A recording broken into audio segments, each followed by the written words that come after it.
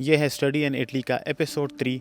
इससे पहले 2 एपिसोड में हमने बात की थी जनरल क्वेश्चन से रिलेटेड, यूनिवर्सिटी एडमिशन कोर्सेज से रिलेटेड। और इस एपिसोड में जिस तरह मैंने पहले बताया हुआ था कि हम बात करेंगे जब आपको एक्सेप्टेंस लेटर मिल जाता है तो उसके बाद प्री एनरोलमेंट प्रोसेस, मतलब DOV जो आप उसके लिए एप्लीकेशन सबमिट करते हैं, और वीज़ा प्रोसेस से रिलेटेड के ओवरऑल प्रोसेस क्या है, एम्बेसी की वेबसाइट पे कौन से ऐसे डॉक्यूमेंट्स हैं जो आपको ज़रूर देखने चाहिए जिसमें चेकलिस्ट अवेलेबल है, और वीज़ा के लिए जब आप अप्लाई करते हैं तो बैंक स्टेटमेंट के अलावा कौन कौन से डॉक्यूमेंट्स हैं जो आपने मिस नहीं करने हैं। डिक्लेरेशन ऑफ वैल्यू, DOV, या इसको प्री एनरोलमेंट प्रोसेस भी बोला जाता है, ये आप करते हैं मार्च अप्रैल के बाद जब आपको यूनिवर्सिटी की साइट से प्री एक्सेप्टेंस लेटर मिल जाता है। तो बेसिकली आप अपने एकेडमिक डॉक्यूमेंट्स हैं वो इटालियन कॉन्सुलेट या एम्बेसी को अपनी लोकल कंट्री में सेंड करते हैं, वो उसकी असेसमेंट करते हैं और आपको डिक्लेरेशन ऑफ वैल्यू देते हैं जो एक डॉक्यूमेंट होता है, और ये स्टेट करता है कि आपके जो लोकल एकेडमिक डॉक्यूमेंट्स हैं वो इटालियन एजुकेशन सिस्टम में कौन से लेवल के बराबर हैं। मतलब अगर पाकिस्तान में आपने बैचलर्स किया हुआ है तो वो आया इटालियन एजुकेशन सिस्टम में बैचलर के ही बराबर है, या वो यहाँ पे मास्टर्स के इक्विवेलेंट है, या वो यहाँ पे स्कोला सुपीरियोरे के इक्विवेलेंट है। क्योंकि ये याद रखें कि इटली में जो बैचलर्स हैं वो 3 साल का है, मास्टर्स 2 साल का है। पाकिस्तान में और इंडिया में यूजुअली जो बैचलर्स होता है वो 4 साल का होता है। इसीलिए यूनिवर्सिटी आपसे ये DOV मांगती है ताकि उनको ये श्योरिटी हो कि आपने पाकिस्तान या इंडिया में बैचलर्स ही किया है या उसके इक्विवेलेंट कोई डिग्री की है। तो DOV के लिए अप्लाई आप कैसे करते हैं, तो इसका प्रोसेस ये है कि एक बार जब आपको एक एक्सेप्टेंस लेटर मिल जाता है उसके बाद यूनिवर्सिटी.it की वेबसाइट पर जाकर आप अपना अकाउंट बनाते हैं और वहीं से आप अपने डॉक्यूमेंट्स जो हैं वो सेंड करते हैं डायरेक्टली एम्बेसी। अब उसके लिए जो ये चेकलिस्ट हैं वो एम्बेसी की ऑफिशियल वेबसाइट पर अवेलेबल है। तो इस चेकलिस्ट में वो सारे डॉक्यूमेंट्स अवेलेबल हैं उन जो एम्बेसी को आपने सेंड करने होते हैं।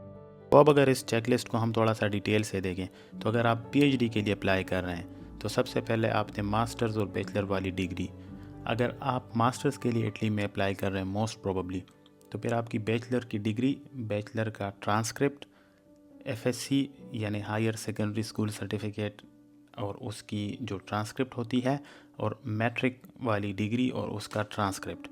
तो इन सब की सबसे पहले आपने जब मोफा से अटेस्टेशन करा ली उसके बाद आपने पाकिस्तान या इंडिया में जो एम्बेसी से ऑथोराइज्ड ट्रांसलेशन सेंटर्स होती हैं वहाँ से आपने इनकी ट्रांसलेशन करानी है इटालियन लैंग्वेज में, और फिर उसके बाद अपने डोमिसाइल और पासपोर्ट की फ़ोटोकॉपीज़ को आप नोटरी से अटेस्ट कराते हैं, और ये सारे डॉक्यूमेंट्स आपने भिजवाने होते हैं एम्बेसी या कॉन्सुलेट DOV के लिए।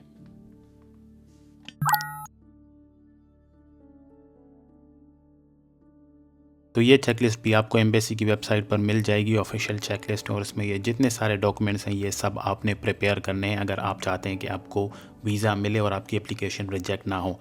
इसमें पहले 3 डॉक्यूमेंट्स बेसिक डॉक्यूमेंट्स हैं। पहले नंबर पे एप्लीकेशन फॉर्म जो आप फिल करते हैं वीज़ा के लिए, दूसरी और तीसरी आइडेंटिफिकेशन डॉक्यूमेंट्स, तो आपका पासपोर्ट और उसके साथ साथ 2 अदद आपकी पासपोर्ट साइज़ पिक्चर्स होनी चाहिए। चौथे नंबर पे जो आपको प्री एक्सेप्टेंस लेटर आपको मिलता है यूनिवर्सिटी की साइड से, उसमें मेंशन होता है कि आपका कोर्स क्या है, लैंग्वेज कौन सी है इस कोर्स की, और इसका ड्यूरेशन क्या है। 5वें नंबर पे हैं आपके DOV या जो प्री एनरोलमेंट वाली एप्लीकेशन फॉर्म है, तो आप वो वीज़ा के साथ सबमिट करते हैं। 6ठे नंबर पर यह है कि अगर आप वहाँ जाके इटालियन लैंग्वेज में कोर्स कर रहे हैं मास्टर्स या बैचलर का, तो उसके लिए ऑब्वियसली जिस तरह पिछली वीडियो में हमने देखा कि फिर आपने यूनिवर्सिटी में एडमिशन टेस्ट देना होता है इटालियन लैंग्वेज का। उसके लिए एम्बेसी आपको सिर्फ 2 वीक्स का वीज़ा देती है कि आप जाएं, टेस्ट दें और फिर वापस आए। एक बार आप वो टेस्ट पास करें उसके बाद आप दोबारा अप्लाई करें लॉन्ग टर्म स्टडी वीज़ा के लिए।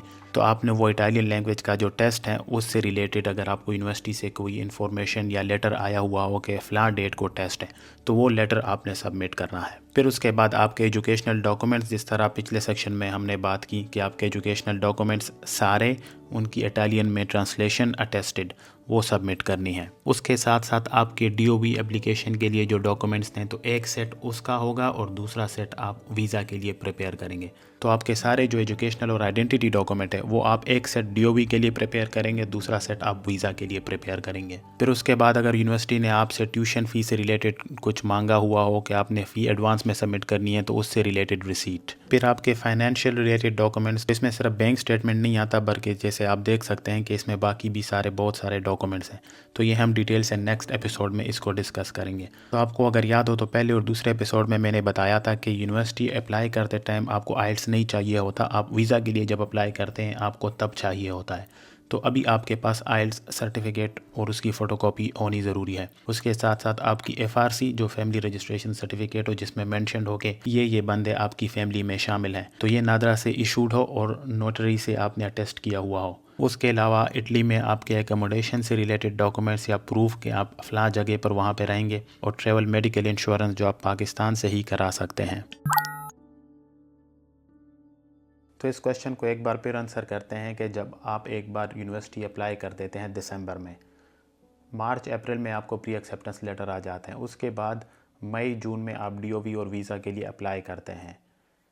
इस टाइम तक आपके पास आइल्स सर्टिफिकेट भी होना चाहिए या इंग्लिश लैंग्वेज सर्टिफिकेट भी होना चाहिए, आपके फाइनेंशियल डॉक्यूमेंट्स भी रेडी होनी चाहिए। यहाँ इस स्टेज तक आपके जो एकेडमिक डॉक्यूमेंट्स हैं वो अटेस्टेड हो मोफा से, और उनकी इटालियन ट्रांसलेशन भी आपने कराई हुई हो।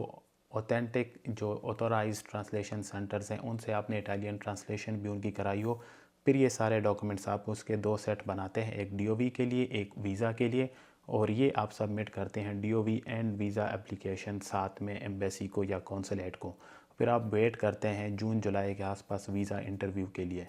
तो ये रहा सारा प्रोसेस अभी तक का। नेक्स्ट एपिसोड में हम डिटेल से बात करेंगे कि फाइनेंशियल डॉक्यूमेंट्स, बैंक स्टेटमेंट के अलावा क्या क्या चीज़ें हैं जो आपके वीज़ा चांसेस को इन्हेंस करती हैं। तब तक के लिए